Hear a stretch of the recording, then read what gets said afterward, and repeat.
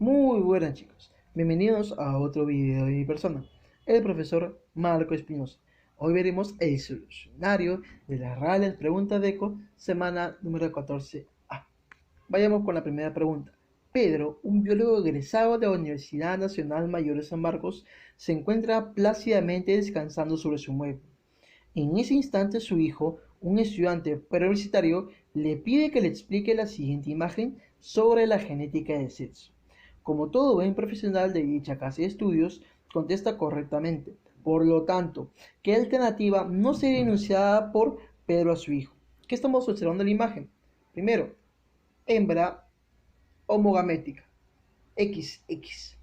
Macho heterogamético, XY. La X es más grande que el Y, y ello viene a ser cromosomas sexuales. Profesor, entonces, ¿cuáles alternativas Pedro no puede decirle a su hijo? No puede decirle que los cromosomas sexuales que presentan el macho son más largos. ¿Por qué? Porque ahí el macho presenta el cromosoma Y y el cromosoma Y es corto. Ah, profe, pregunta número 2. En seres humanos, el sexo biológico está determinado por un par de cromosomas sexuales, XX en mujeres y XY en hombres. El resto de los cromosomas son autosomas. Los genes en el cromosoma X o en el cromosoma Y determinan diferentes rasgos característicos. Los genes que están en el cromosoma X se pueden encontrar tanto en los hombres como en las mujeres, mientras que los genes en el cromosoma Y solamente se encuentran en hombres. ¿Por qué? Porque mujeres XX, hombres XY. Y le preguntan, ambos grupos de genes presentan herencia. Profe, cromosoma X, ¿qué tipo de herencia tengo? La herencia ligada al sexo. Profe, cromosoma Y, ¿qué tipo de herencia tengo? La herencia restringida o restricta al sexo. Profe, el cromosoma X y el cromosoma Y tienen una región homóloga. Ahí tenemos la herencia parcialmente ligada al sexo. Profe, cromosoma X ligada al sexo.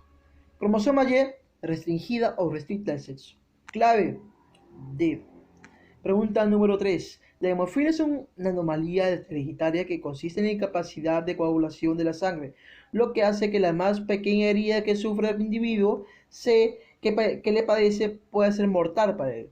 Si una persona presenta dicha anomalía, en, escucha, el gen que determina ello se encuentra en qué cromosoma y además te preguntan su expresión. Recuerda, la anomalía, el daltonismo, la ceguera nocturna, la distrofia muscular están en el cromosoma X. ¿Y somos genes de qué tipo? Genes de tipo recesivo. Clave, CAS. Pregunta número 4. Una mujer que hereda solo un cromosoma X afectado se considera como portador de la hemofilia. Ella puede transmitir el gen afectado a sus hijos. Además, una mujer portadora en ocasiones puede tener síntomas de hemofilia. Es más, algunos médicos actualmente describen que estas mujeres son casos de hemofilia leve. Una paciente que es portadora de la hemofilia tiene genotipo. Si es portadora de la hemofilia, ¿qué genotipo tendrá, profesor? Tú recuerda, para que una mujer sea hemofílica, tiene que ser homogamética. ¿Por qué significa homogamética? Que en los dos genes, en los dos cromosomas, disculpen, en los dos cromosomas sexuales, XX, tiene que tener el gen de la hemofilia. Pero si es portadora es porque solamente en uno tiene. Significa que sus dos cromosomas sexuales no son iguales, son heterogaméticos. Son heteros. Son heterocigotos. Clave de... Vayamos, pregunta número 5. El daltonismo ocurre cuando hay un problema con los pigmentos de ciertas células nerviosas del ojo que perciben el color. Estas células se llaman conos y se encuentran en la capa de tejido sensible a la luz que recubre la parte posterior del ojo llamado retina. Si en un matrimonio el varón que posee esta anomalía y una mujer portadora tuvieran descendientes, ¿cuál es la probabilidad de que los hijos varones sean daltónicos? Acá tengo hombre daltónico, mujer portadora. ¿Ves? Lo que te comenté. Mujer portadora es hetero. ¿Por qué, profesor? Son diferentes, mira. Heterocigoto. Profe, sigamos. Hagamos nuestra tablita. En nuestra tablita, ¿qué observamos? Primero, observamos que de 4, una mujer y un hombre son daltónicos. Es decir, 50% de todos son daltónicos. Pero nos preguntan de qué, de hijos varones. Profe, de estos dos, de esta columna, de estos dos, ¿cuáles son daltónicos? El primerito. O sea, uno de dos son daltónicos. ¿Qué vendría a ser? El 50%. Vayamos con la pregunta número 6. El daltonismo es una anomalía que impide distinguir al que sufre entre los colores rojo y verde. El gen correspondiente está situado en el cromosoma X. Si una mujer puede distinguir esos colores, pero cuyo padre fue daltónico, es decir, la mujer es portadora, se casa con un hombre que no puede distinguir los colores rojo y verde, es decir, daltónico. Una mujer portadora se casa con un hombre daltónico. Lo vimos en la pregunta anterior. Se podría decir que es de descendencia. La mitad de descendientes totales tienen este gen. Perfecto, ¿de verdad? Sí, mira, de verdad. Daltónica, daltónico. De 4, 2 son daltónicos. 50%, es decir, la mitad de la descendencia poseen este gen.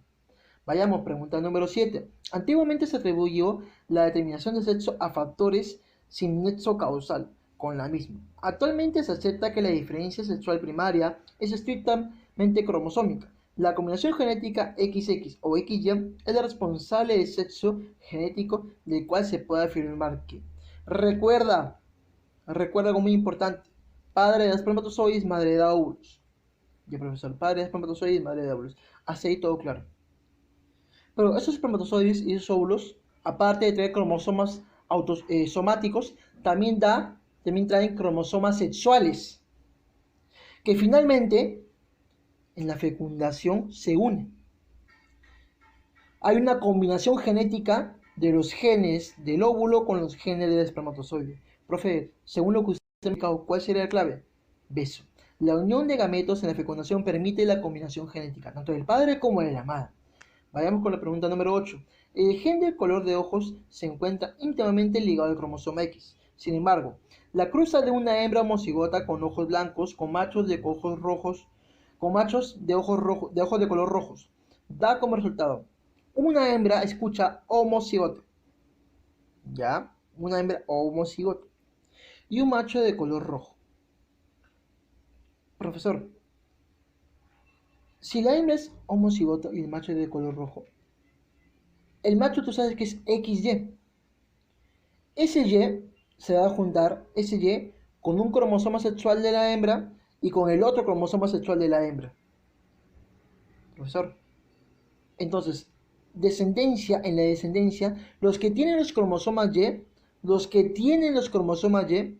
¿qué color de ojo va a presentar? Va a presentar color de ojos blancos. Profesor, ¿por qué? Porque el color rojo solamente está íntimamente relacionado con el cromosoma X. XX. Ah, XX. Con el X está relacionado el cromosoma, el gen de color de ojos rojos. Pero si tiene Y, ¿tiene ojos rojos? No, no tiene ojos rojos. Profe, ¿siempre va a ser así? No, ¿por qué? Porque tú debes saber si la madre de los XX, si uno de esos dos cromosomas, ¿qué viene a ser? Viene a ser, tiene el gen del color rojo. Tiene el gen del color rojo. Vayamos con la pregunta número 9. Si una pareja de esposos decide ir de campamento en pleno invierno, visualiza en su recorrido la siguiente imagen. El hombre puede observar una abundante vegetación verdosa, es decir, tiene visión normal, mientras que la mujer, como un incendio, solamente visualiza color rojizo todo el camino, es daltónica. Al tener un hijo varón, ¿cuál sería la probabilidad de que él observara lo mismo que la madre? Profesor, hacemos el mismo cruce. Hombre normal, mujer daltónica. Profesor, ¿cuál es la probabilidad de que el hijo observe lo mismo que la madre? Profesor, ¿cuál es la probabilidad? Mira, acá el resultado nos va a dar como si fuera que, mira, él es el hijo. El hijo, sí o sí, ¿qué van a hacer? Van a ser daltónicos. Entonces, ¿cuál sería la clave? 100%. Pregunta número 10. Solo alrededor de un tercio de la copa inicial de ADN sirve para sintetizar proteínas.